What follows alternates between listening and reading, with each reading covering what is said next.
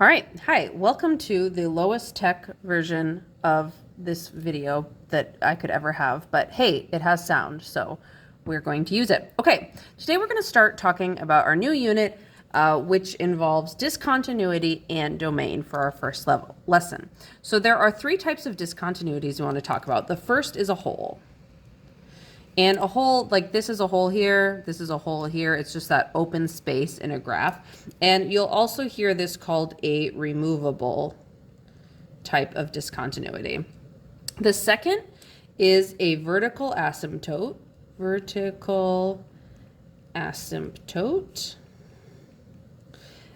Which is non-removable.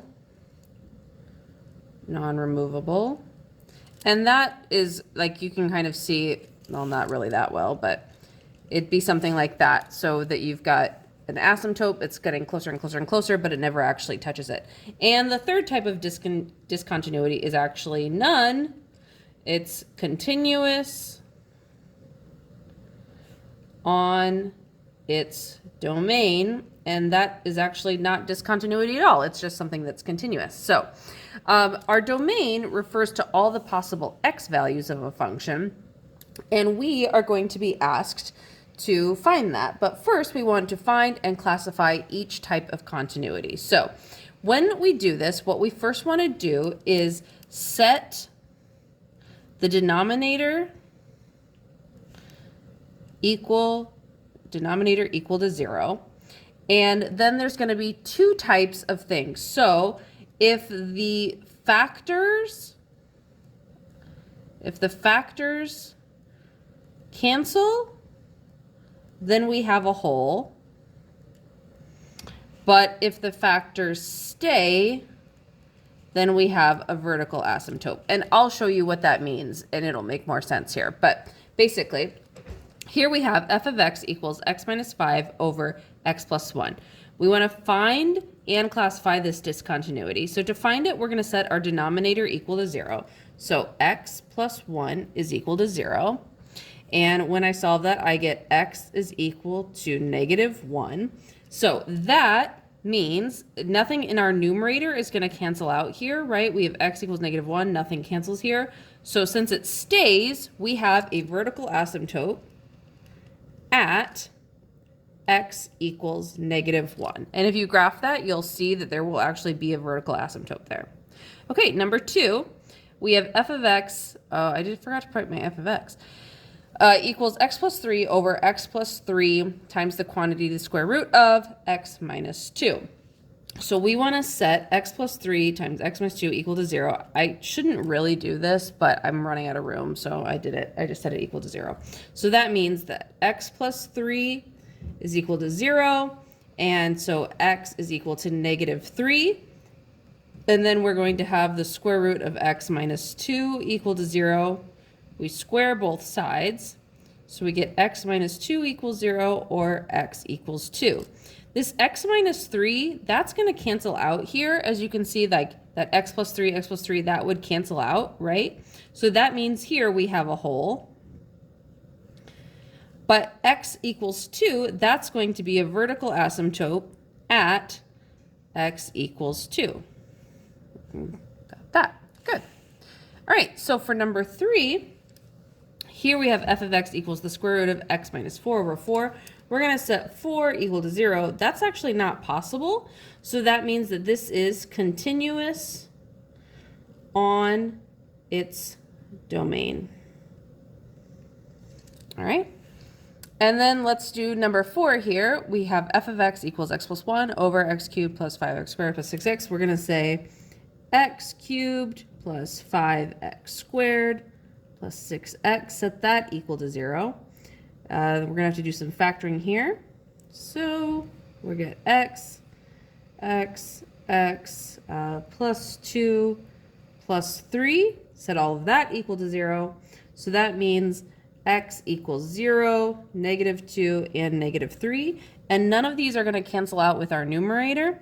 So that means that we have a vertical asymptote at 0, -2, and -3. Okay, 2 more here. So for f of x, we have f of x is equal to 2x plus 1 over 2x squared minus 13x minus 7. We'll factor that. So we get 2x x plus 1 minus 7. So if I set this equal to 0, 2x plus 1 equal to 0. 2x equals negative 1. X equals negative 1/2. And then here, x minus 7 equal to 0. X equals 7. So we have a whole at x equals negative 1/2 because that would cancel out with our numerator. So this is a whole.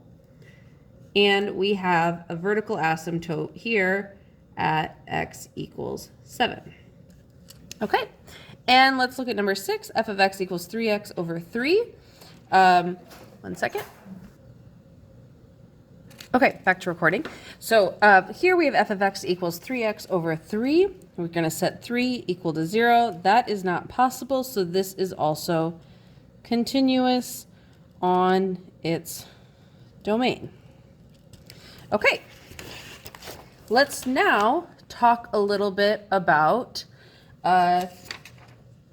our domain. So in our domain, the denominator can't be 0, and even radicals, meaning like square root or fourth root, that kind of a thing, those cannot be negative.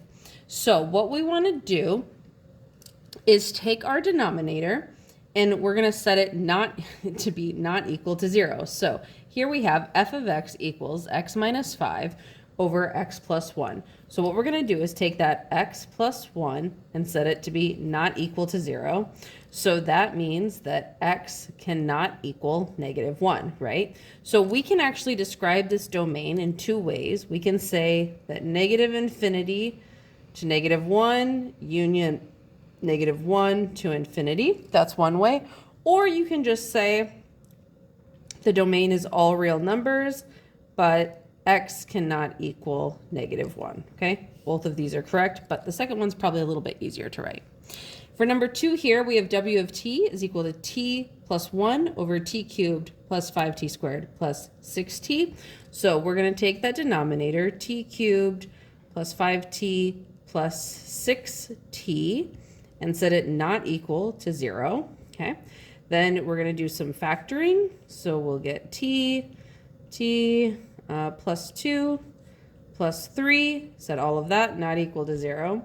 So we're going to get t cannot equal 0, negative 2, and negative 3. So our domain is all real numbers, but t cannot equal 0, negative 2, and negative 3.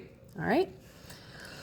For number 3 here, we have b of x is equal to 1 minus x over 2. Well, if we set this equal to not equal 0, I mean 2 isn't equal to 0 and it never will be, so our domain here is actually just all real numbers. Here we have g of x equals the square root of x plus 3. Well, since we have square roots, that's an even radical, it can't be negative, so we're going to say the square root of 7x plus 3 has to be greater than or equal to 0. And if I square both sides, I get 7x plus 3 is greater than or equal to 0. So 7x is greater than or equal to negative 3. And then I divide, so I get x is greater than or equal to negative 3 over 7. Okay, and that's actually my domain there.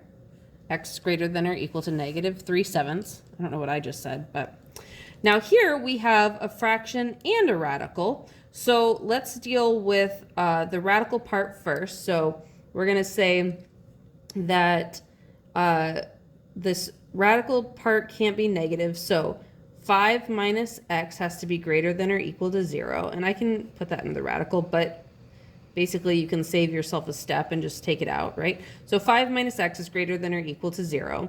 So I'm going to have negative x is greater than or equal to negative 5.